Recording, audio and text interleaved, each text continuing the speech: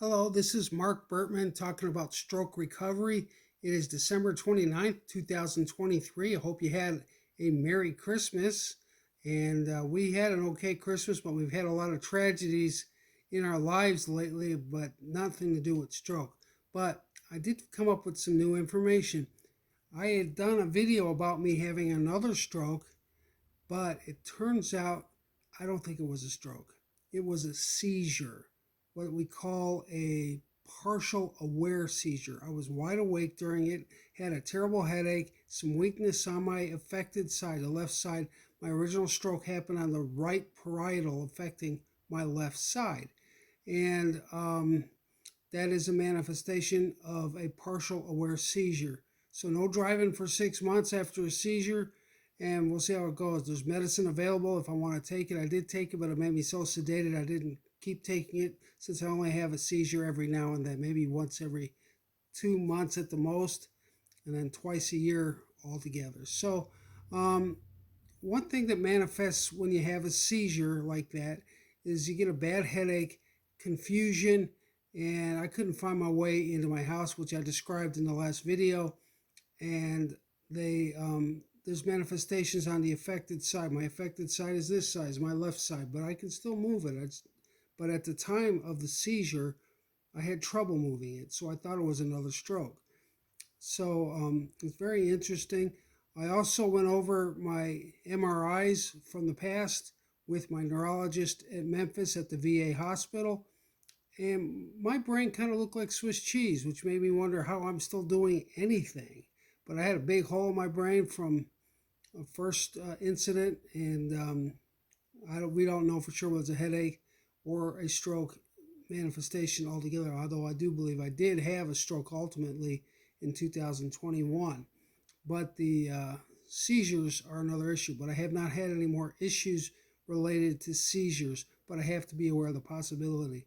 The nice thing is they're not tonic-clonic seizures where you're flopping around on the floor, totally out of control and unaware of what's going on. I was aware of what was going on. I just didn't know how to interpret it. I just know I had a terrible headache and I had to throw up and pull over to the side of the road in order to do that.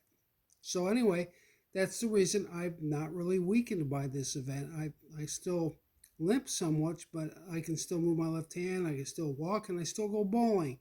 And good news is that I went bowling this week on Wednesday night, today being Friday, and I got the highest score I ever got in my life. It was at 226.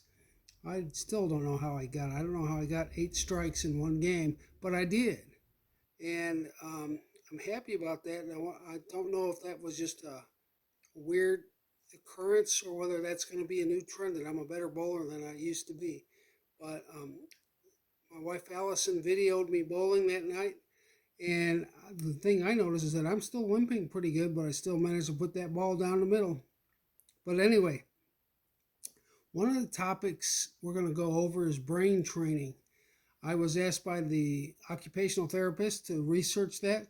So there are some games that are good for the brain that if you're trying to keep your brain sharp, you might want to try those games.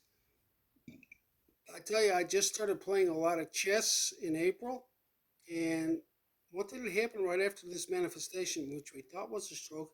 So I was playing chess while I was still in the hospital, and I play chess all the time. I'll play 3 or 4 games at a time and go from opponent to opponent. People who are from all over the world, like Germany and Brazil and Indonesia, and some of them are harder to beat than others. And my score, my rating, I think is going to be around 960, just under 1,000. And I'm playing people who are ranked between 800 and 1,200.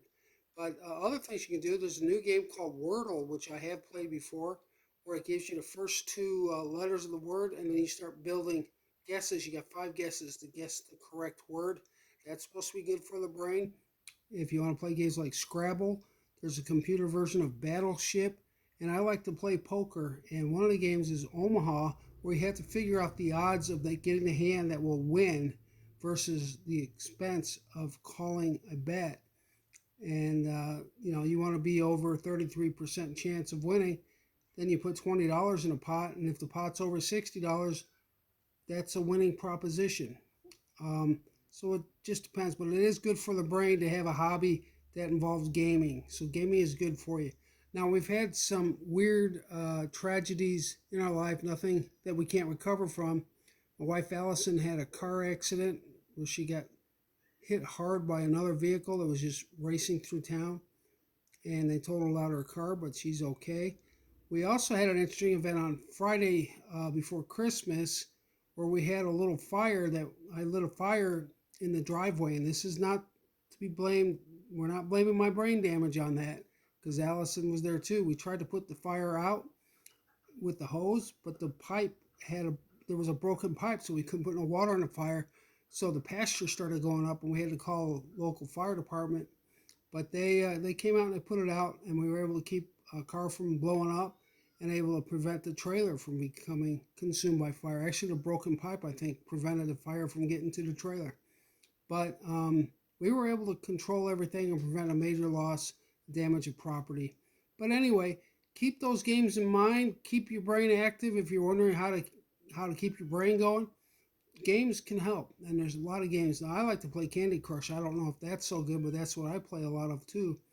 But the chess thing is an everyday occurrence until I get tired. Luckily, I play people from Europe, and they quit playing by about 7 o'clock at night because they're ready to go to bed. I'm kind of ready to go to bed by 10, so it works out because in the evening, I just want to relax.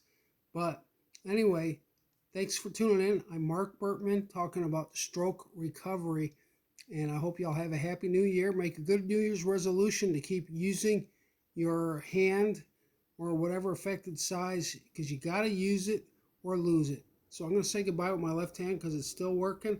And at one time I couldn't even do this. Happy New Year.